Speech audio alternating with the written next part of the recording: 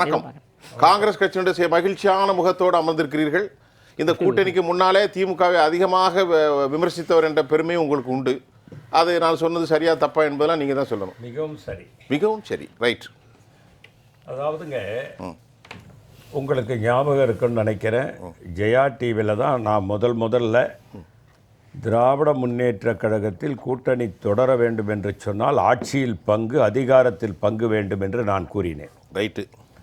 அதே நேரத்தில் அதிகமான சீட்டும் வேண்டும் என்று முதலில் குரல் கொடுத்தவன் நான் தான். சரி.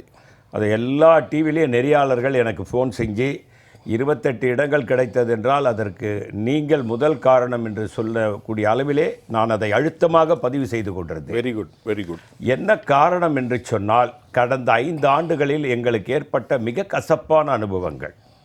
காரணம் என்னவென்று சொன்னால், ஒரே ஒரு அடிஷ்னல் அட்வொகேட் ஜெனரல் ஒரு ஆண்டுக்கு முன்னால், ஆட்சி முடிவதற்கு ஒரு ஆண்டுக்கு முன்னால் தான் எங்களுக்கு கொடுத்தாங்க. ஆட்சி ஆரம்பிக்கும் போது கேட்டது, 4 ஆண்டுகள் கழித்து எங்களுக்கு கொடுக்கப்பட்டது. பீட்டர் அல்போன்ஸ் அவர்கள் சிறுபான்மை தலைவராக இருந்தார், அவரை நீடிக்க வைத்திருக்கலாம், அவரையும் 3 ஆண்டுகளுக்குள் அனுப்பிவிட்டார். இதுதான் 2 பதவி தான் எங்களுக்கு கிடைச்சதுங்க. மற்ற எந்த வாரிய உறுப்பினரோ வாரிய தலைவர் பதவியோ கொடுக்கல. மிகப்பெரிய கசப்பான அனுபவம். அதை விட ஒரு பெரிய கசப்பான அனுபவம் நான் அழுத்தமாக பதிவு செய்ததுக்கு காரணம், மரியாதைக்குரிய திரு கே.எஸ். அழகிரி அவர்கள் தலைவராக இருந்தபோது சத்தியமூர்த்தி பவனில் அந்த 5 ஆண்டுகள் இருந்து இயக்கத்தை நடத்தியவன் என்ற முறையில் கண்கூடாக பார்த்த நிகழ்வுகள். திராவிட முன்னேற்ற கழகத்தின் மீது எங்கள் தொண்டர்கள் கடும் அதிருப்தியில் சென்னை டு கன்னியாகுமரி வரைக்கும் இருந்தார்கள். குறிப்பாக அறுதியிட்டு சொல்ல வேண்டும் என்று சொன்னால், எங்களுக்கு ஒதுக்கிய நகராட்சிகள், எங்களுக்கு ஒதுக்கிய பேரூராட்சிகள், எங்களுக்கு ஒதுக்குகிறோம் என்று சொன்ன மேயர் பதவிகள் எல்லாமும் கபலீகரம் செய்து விட்டார்கள். உங்களுக்கு நன்றாக ஞாபகம் இருக்கும், இங்கே அமர்ந்திருப்பவர்கள் பத்திரிகையாளர்கள், அட்வொகேட் சாருக்கு தெரியும், சார் பாஸ்கரன் கிருஷ்ணமூர்த்தி சாரெல்லாம் விவரமானவங்க, அவங்களுக்கு தெரியும். முதல்வராக இருந்த மரியாதைக்குரிய திரு ஸ்டாலின் அவர்கள் கூட என்ன சொன்னார் என்றால், கூட்டணி கட்சிகளுக்கு நான் ஒதுக்கிய நகராட்சி பேரூராட்சி போன்றவைகளில் யூனியன் சேர்மன் போன்றவர்கள் நீங்கள் வெற்றி பெற்ற அதிகாரத்தில் இருப்பது தவறு, நான் வெட்கி தலைகுனிகிறேன். அவர்கள் வந்து என்னை, நானும் திரு கோபண்ணா அவர்களும் முதலமைச்சரை பலமுறை சந்தித்திருக்கிறோம். திரு அழகிரி அவர்களும் நானும் கோபண்ணா அவர்களும் பலமுறை சந்தித்து எங்களுக்கு ஒதுக்கியதை கொடுங்கள் என்றோம். 5 ஆண்டுகள் முடியும் வரை எங்களுக்கு அந்த பதவிகள் கிடைக்கவே இல்லை. அதனால் தான் ஆட்சி அதிகாரத்தில் பங்கு வேண்டும் என்று சொன்னோம்.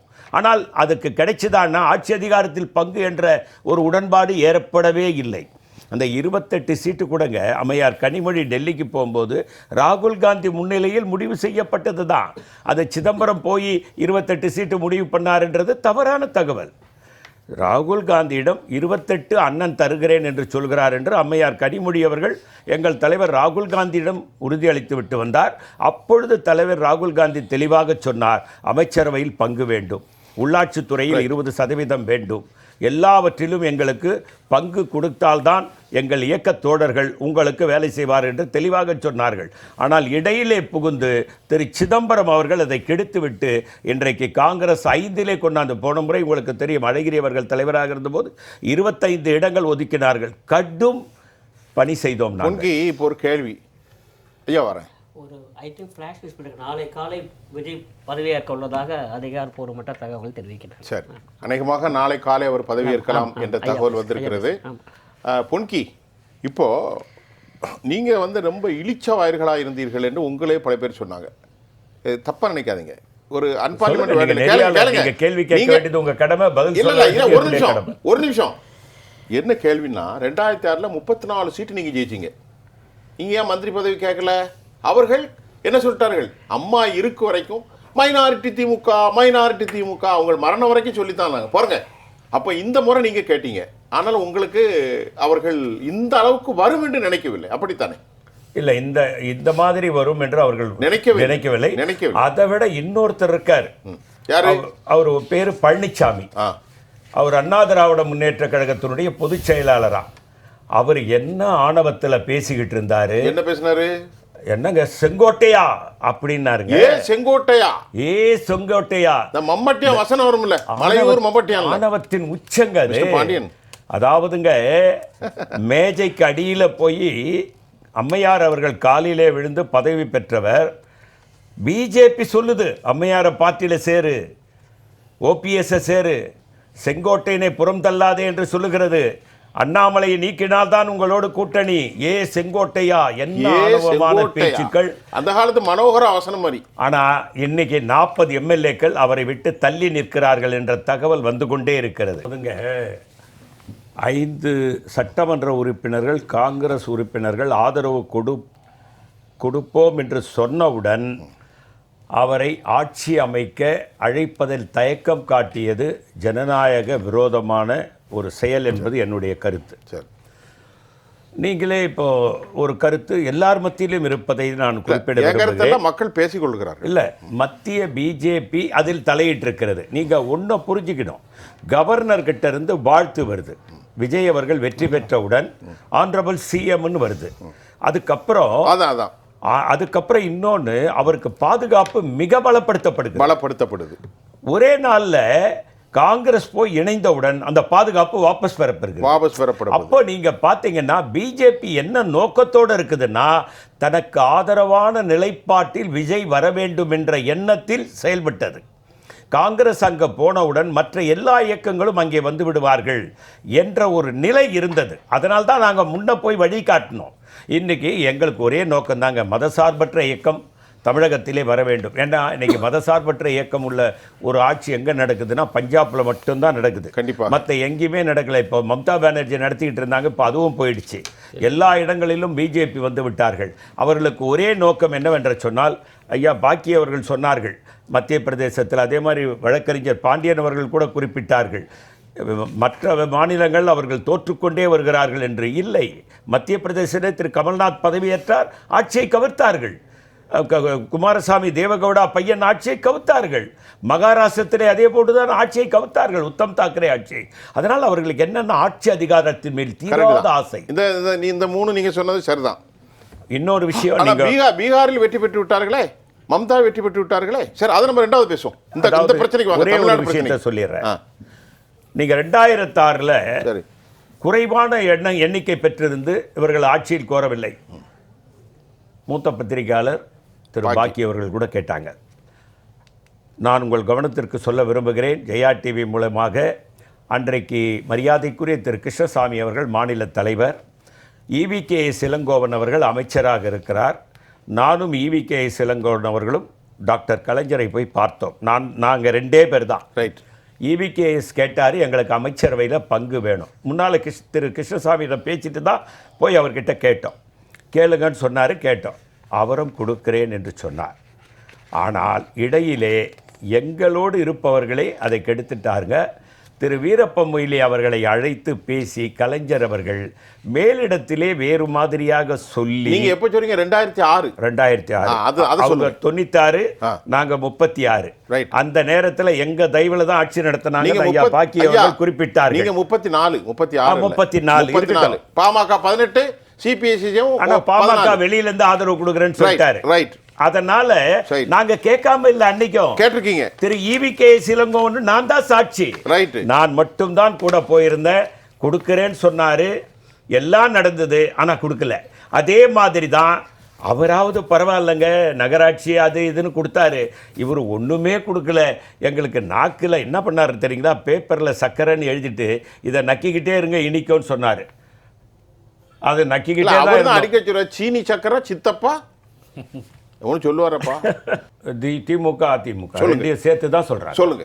காரணம் என்னவென்று சொன்னால், ஒரு கட்டத்தில் 2 பேரும், அதாவது அண்ணா திராவிட முன்னேற்ற கழகத்தினுடைய பொதுச் செயலாளராக இருக்கக்கூடிய திரு பழனிசாமி அவர்கள் எப்படி பதவி பெற்றார் என்று உலகமே அறியும். அந்த பதவி ஆசை அவரை விடவே இல்லை. அதே போன்று மரியாதைக்குரிய திராவிட முன்னேற்ற கழகத்தினுடைய தலைவர், அவருடைய மகன், எல்லோரும் அந்த பதவியில் எப்பொழுதும் இருக்க வேண்டும், அதிகார பசி. அதனால் 2 பேரும் கூட்டு சேருவார்கள் என்று ஒரு தகவல் 2-3 நாட்களாக வந்து கொண்டே இருக்கிறது. அதைத்தான் அம்மையார் சசிகலா அவர்கள் மிக தெளிவாக சொன்னார்கள், கூட்டு களவாணி. ஐயா பொன்கி, அது நேத்து முந்தானே தந்துச்சது. அம்மா எப்ப சொன்னாங்க? அப்போ எலெக்ஷனுக்கு முன்னாலே சொல்லிட்டாங்க. அப்போ எலெக்ஷன் அவங்க ஒரு தீர்க்கதரிசியா சொன்னிருக்காங்க. தீர்க்க தரிசனம் தீர்க்க தரிசனமா சொன்னதை முடிஞ்சு போச்சா? நாம உண்மையிலேயே வரவேற்கிறேன். நான் அதை அவங்க எவ்வளவு துல்லியமாக இவர்களை புரிந்து வைத்திருக்கிறார்கள் என்பதை நான் புரிந்து கொள்ள முடிகிறது. 2 பேருக்கும் ஆட்சியிலே அதிகாரத்திலே பங்கு வேண்டும். ரெட் லைட் காரிலே போகணும், முன்னாலே ஒரு போலீஸ் பந்தோபஸ்து, பின்னால இந்த ஆசைகள் உள்ளவர்களாகத்தான் அவர்கள் இருக்கிறார்கள். மக்கள் நலனிலே அவருக்கு அக்கறை இல்லை. பெருந்தலைவர் காமராஜர் அவர்கள் பின்னாலே ஜீப் வரும்போது நிறுத்தினாராம். ஏன் என் பின்னால வரீங்க நீங்க?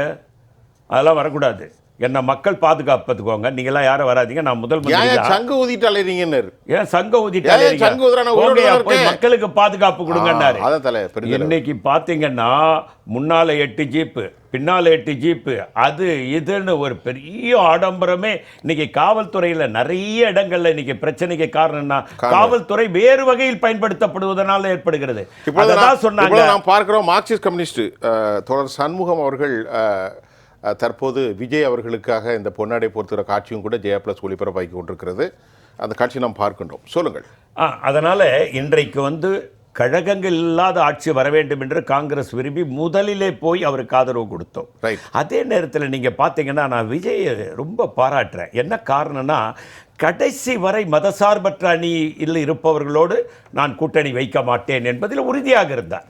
இன்னைக்கு கூட நீங்க பாத்தீங்கன்னா மதசார்பற்ற அணியில் இருக்கக்கூடிய திராவிட முன்னேற்ற கழகத்தில் இருந்த கூட்டணிகளை அவர் அனுமதித்தார். மதச்சார்பின்மைக்கு எதிரானவர்கள், மதச்சார்பின்மைக்கு எதிரானவர்களை அவர் யாரையும் அவர் அதாவது மதச்சார்பின்மை மேல நம்பிக்கை உள்ளவர்களை சேர்ப்பதற்கு அவர் தயாராக இல்லை. அதனால்தான் யாரையுமே மதச்சார்பின்மைக்கு நம்பிக்கை உள்ளவர்களின் மீது மட்டுமே சேர்க்க போறார். மதச்சார்பின்மை இல்லை, மதச்சார்பின்மை யாரெல்லாம் நம்புகிறார்களோ அவர்களோடு தான் கூட்டு. புரியுதா உங்களுக்கு? மதசார்பற்ற நம்பிக்கை இருக்கவங்க கூட கூட்டணி கூட்டு அவங்கள தான் இப்ப கூட்டணியில சேர்த்திருக்காரு. காங்கிரஸ் கம்யூனிஸ்டுக்கு அந்த மாதிரியான எண்ணம் இல்ல, முஸ்லீம் லீக்குக்கு அந்த மாதிரியான எண்ணம் இல்ல, திருமாவளவனுக்கு அந்த மாதிரி எண்ணம் இல்லை. ஆகவே அந்த மாதிரியான எண்ணங்கள் இல்லாதவர்கள் அவரை நான் ரொம்ப பாராட்டுறேன்னா என்ன காரணம்னா, மதசார்பற்ற அணியை அதாவது அதிமுக இன்னைக்கு ஒரு குரூப் சேரலான்னு சொன்னா கூட அவர் அனுமதிக்கல. பாருங்க, எனக்கு ஆட்சியே போனாலும் பரவாயில்ல, கடைசி வரைக்கும் அதை வேணான்ட்டார். அதுதான் அதுக்கு காங்கிரஸ் ஒரு கண்டிஷன் போட்டதாக செய்தி வந்துச்சு. நீங்க அந்த தேசிய முற்போக்கு கழகம் முன்னணியிலிருந்து யாரையும் கூப்பிடக்கூடாது அப்படின்னு காங்கிரஸ். இல்லைங்க, அப்படி இல்ல நாங்க எந்த கண்டிஷனும் போடல. ஆனா அவருடைய மனதுல அவர் எப்போதுமே காங்கிரஸ்ல சேர்வதற்காக வந்தார். ராகுல் காந்தியோட பல ஆண்டுகளுக்கு முன்னாலே பேசினார். அவருடைய இப்போது சமீபமாக அவருடைய வீடியோக்கள் வருகிறது, காங்கிரஸை பற்றியும் ராகுல் காந்தியை பற்றியெல்லாம் மிக பெருமையாக பேசிய வீடியோக்கள் வருகிறது. ஒரு முக்கியமான கேள்வி, மிக முக்கியமான கேள்வி, பாக்கி எல்லோருக்குமான கேள்வி, நீங்கள் பதில் சொல்லுங்கள். நமக்கு நேரம் எஞ்சி ஒரு 15 நிமிடம் இருக்கிறது. இப்பொழுது தமிழ்நாட்டில் கழகங்கள் அதிமுக திமுக என்று மட்டும்தான் இருந்தது. பழனிசாமி கடைசி அத்தியாயத்தை எழுதுகிறார். அவருடைய கதை இதோட முடிந்ததுங்க. எப்படி சொல்றீங்க? அவருடைய அரசியல் ஏன்னா அவரோட இப்ப இருக்கிறது 7 எம்எல்ஏ தான். 7 பேரா? ஆமாங்க, சிவி சண்முகத்தோட 40 பேர் இருக்கிறதா தகவல் வந்துகிட்டே இருக்கு. ஓ, இப்படி ஒரு பதம் நடக்கும். ஆமா, சிவி சண்முகம், வேலுமணி 40 எம்எல்ஏக்களை பத்திரமாக பாண்டிச்சேரியில வைத்து. அவர்களுக்கும் பழனிசாமிக்கும் தொடர்பு இல்லையோ? தொடர்பு நிச்சயமாக இல்லை என்றுதான் எனக்கு வருகின்ற தகவல். உங்களுக்கு வந்தா முக்கியமான தகவல். ஆமா, எனக்கு இருக்கக்கூடிய அரசியல் நட்பு வட்டாரத்திலிருந்து 40 எம்எல்ஏக்கள் அவரை விட்டு தள்ளி நிற்கிறார்கள். காரணம் என்னவென்று சொன்னால், பிஜேபி அவரை வெறுக்கிறது. அவரோடு இருந்தால் நமக்கு ஆபத்து வரும் என்று 40 பேர் அவரை விட்டு தள்ளி நிற்பதாக எனக்கு தகவல். ஆகவே பிஜேபியே திரு பழனிசாமி அவர்களுடைய அரசியல் வாழ்க்கையை இந்த தேர்தலோடு முடித்துவிடும் என்று நான் உறுதியாக நம்புகிறேன். அது குறையாது, இன்னும் அதிகமாக வலுவோடு நாங்கள் குரல் கொடுப்போம், அதில் மாற்று கருத்து இல்லை. ஏன்னா திராவிட முன்னேற்ற கழகத்தோடு நாங்கள் என்றைக்கு இழந்தோமோ அன்றைக்கு பன்றியோட சேர்ந்த கன்றுக்குட்டியாக. இவ்வளவு பெரிய கடுமையான வார்த்தை சொல்றீங்க, வேற என்ன தெரியுது? நான் அதுக்கு பொறுப்பேற்க முடியாது. நீங்க சொன்னீங்கன்னா அதுக்கு நான் பண்ண முடியும். நீங்க பொறுப்பே இவ்வளவு வெறுப்புல கட்சிக்குள்ள இருந்திருக்கீங்க, அதுக்கு நான் ரெக்கார்ட் ஆயிட்டு லட்சம் மக்கள் பார்த்து கொண்டிருக்கிறார்கள். இன்னைக்கு தான் சேர்ந்து வீணா போயிட்டோம். இன்னைக்கு எனக்கு இப்ப அம்மையார் கனிமொழி எழுதியது எனக்கு நான் தெரியல. அது சார் பாஸ்கரன் கிருஷ்ணமூர்த்தி சொன்னது எனக்கு ரொம்ப மகிழ்ச்சிங்க, அளவற்ற மகிழ்ச்சி அடைகிறேன். பொன்கி ஒரு நிமிஷம், பாக்கி ஒரு நிமிஷம் இருங்க. பொன்கி, இவ்வளவு கடினமான வார்த்தையை, அந்த வார்த்தை நீங்கள் பயன்படுத்தினீர்கள், என்ன காரணம்? உங்களுக்கு அவ்வளவு கொதிப்பு வந்திருக்கு சார்? கடந்த 5 ஆண்டுகள்ல மிக மிக மிக மிக கசப்பான அனுபவங்கள்ங்க. நாங்கள் மிக மிக அவமானப்படுத்தப்பட்டோம். எங்கள் இயக்கத்தோழர்களுக்கு ஒரு சின்ன உதவி கூட பண்ணுவதற்கு அவர்கள் சட்டமன்ற உறுப்பினர், எங்கள் கவுன்சிலர், திராவிட முன்னேற்ற கழக கவுன்சிலர் கூட எங்களுடைய சாதாரண எளிய தொண்டனுக்கு, எங்கள் காங்கிரஸ்காரன் இன்னைக்கு தலையில் எண்ணெய் கூட வைக்க முடியாத பல பேர் இருக்கிறான், அவன் போய் ஒரு உதவி கேட்டால் கூட பண்ணுறது கிடையாது. அப்படிப்பட்ட நிலையில் 5 ஆண்டுகள் அவர்களை நாங்கள் தூக்கி சுமந்தோம். இன்றைக்கு நாடாளுமன்றத்திலே எங்களுக்கு காங்கிரஸ் ஆட்சிக்கு வர வேண்டும் என்று தான் தமிழகத்திலே 40 இடங்கள் வெற்றி பெற்றோம். நீங்கள் காங்கிரஸ் மட்டும் கூட்டணி இல்லைன்னா நான் உறுதியாக இந்த இடத்திலே சொல்ல முடியும், திராவிட முன்னேற்ற கழகம் 10க்குள் சுருங்கி போயிருக்கும். 5 அல்லது 6 தான் வெற்றி பெற்றிருக்கும்.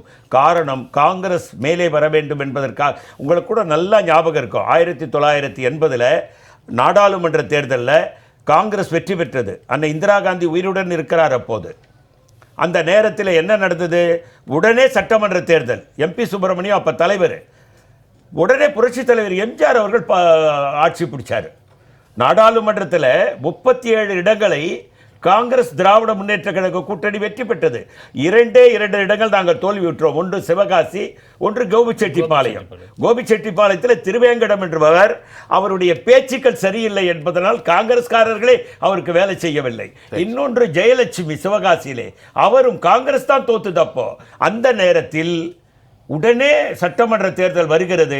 வந்தபோது புரட்சி தலைவர் எம்ஜிஆர், உங்களுக்கு தெரியும், மவுண்ட் ரோட்ல பதவி ஏற்றார், ஞாபகம் இருக்கு உங்களுக்கு? அப்போ நீங்க பாத்தீங்கன்னா நாடாளுமன்றத்திற்கு தமிழக மக்கள் ஒரு விதமாக வாக்களிக்கிறார்கள், சட்டமன்றத்திற்கு ஒரு விதமாக வாக்களித்த வரலாறு இருக்கிறது. நான் நீங்க சொன்னீங்க ஒரு வார்த்தை கடுமையா, எனக்கு என்ன வருத்தம்னா, கோபம்னா, நேத்து வரைக்கும் உங்களோட பயணம் பண்ணோம். நேத்து வரைக்கும் உங்க வெற்றிக்காக நாங்க பாடுபட்டிருக்கோம். திராவிட முன்னேற்ற கழக ஆட்சி நல்ல ஆட்சின்னு களத்தில் நின்று நாங்கள் சொல்லியிருக்கிறோம். ஆனால் நீங்கள் என்ன பண்ணுறீங்க? இன்றைக்கு உங்களை எதிர்த்து போராட்டம் நடத்தலை. மயிலாடுதுறையில் யாரை எதிர்த்து நடத்துகிறோம்? கவர்னரை, பிஜேபி எதிர்த்து நடத்துகிறோம். நீங்கள் எதுக்கு எங்கள் தோழர்களை அடிக்கிறீங்க? ஒரு தோழர் இவர்கள் அடித்து, நீங்கள் எல்லாம் காட்சி ஊடகத்தில் எல்லாரும் பார்த்துருப்பீங்க, அப்படியே போய் கீழே விடுறாரு. அதை பார்க்கும்போது எங்களுக்கு எவ்வளோ வருத்தம் இருக்கும். எங்கள் தோழரை, அதுவும் காங்கிரஸ் துண்டை போட்டுக்கிட்டு அப்படியே நெடுஞ்சானா போடுகிறார். எந்த மாதிரியான ஒரே ஒரு கேள்வி, நீங்கள் அந்த வார்த்தையை சொன்னதை வாபஸ் வாங்கி கொள்கிறீர்களா? ஏன் வாபஸ் வாங்க முடியாது? அந்த வார்த்தை கொஞ்சம் கடினமாக இருந்தது. சரி, ஏதோ ஒரு கோபத்தில் நான் சொல்லி தேவையில்லை. வாபஸ் வாங்கணும். காரணம், நீங்க TK இளங்கோவன் என்ன சொன்னாரு, TR பால் என்ன சொன்னாரு? சரி, துரோகத்தின் முழு உருவம் காங்கிரஸ் சொன்னாரு. அதோட இது ஒண்ணும் இல்லைங்கிறீங்க. அதோட இது ஒன்றும் பெரிய வார்த்தை இல்ல. துரோகத்தின் மொத்த உருவம் காங்கிரஸ். எத்தனையோ துரோகத்தை பார்த்து விட்டோம், இந்த துரோகத்தை நாங்கள் சந்திப்போம் சொல்றாரு. அப்ப காங்கிரஸ் நெஞ்ச நிமித்தி காட்டினவங்க. இப்போ ஐயா கேட்டாங்க, ஒரு மதசார்பற்ற அணியா முஸ்லீம் லீக்னு. ஆமா, அது அப்புறம் பேசுவோம். முஸ்லீம் லீக் மதசார்பற்ற அணி என்று நான் அவர்களுக்கு சர்டிபிகேட் கொடுப்பேன். அது வேற. நீங்க ஜின்னா என்ன சொன்னாரு? ஒரு நாள் முன்னால இது பெற்ற உடனே அவர் சொன்னாரு, இனி இஸ்லாம் நாடுன்னு சொன்னாரு. 6 மாதத்துல மதசார்பற்ற நாடு பாகிஸ்தான் சொன்னாரா இல்லையா? அதனால் லியாகத் அலிகான் சுட்டுக் கொல்லப்பட்டாரா இல்லையா? அதெல்லாம் நம்ம போனோம்னா நீண்ட வாதம். இப்போ